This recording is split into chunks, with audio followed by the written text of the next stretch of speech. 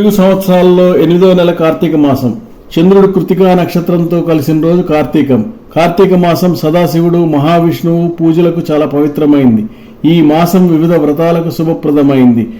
న కార్తీక సమో మాసో కకృతేన సమం యుగం నవేద సదృశం శాస్త్రం సతీర్థం గంగయా సమం అని స్కంద పురాణంలో ఉంది.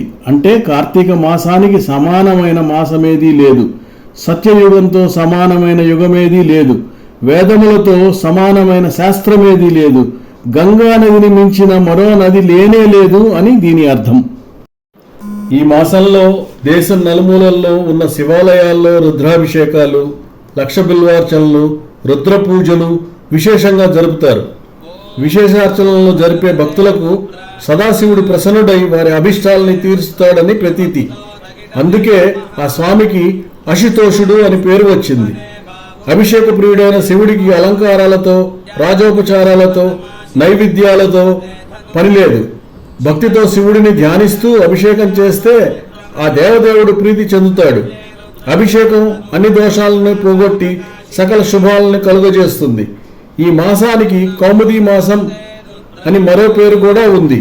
కౌముది అనే పదానికి వెన్నెల లేదా చంద్రకాంతి అనే అర్థం. అందుకే జ్ఞానం అనే వెలుగునివ్వాలని ఈ కార్తీక మాసం అంతా దీపాలు వెలిగిస్తారు.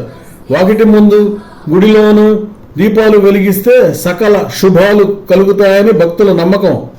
ఇక దేవతలకి ప్రీతికరమైన గోవుని తోడతో కలిసి పూజిస్తారు.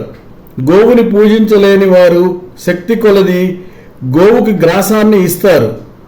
ఆవులను సేవించడం వల్ల వంశవృద్ధి జరుగుతుందని నమ్మకం. అందరికీ ఆ పరమేశ్వరుడి కృపా కటాక్షం ఉండాలని ప్రార్థిస్తూ ధన్యవాదములు. ఇట్లు బలభద్రపాత్రుని చంద్రశేఖర్.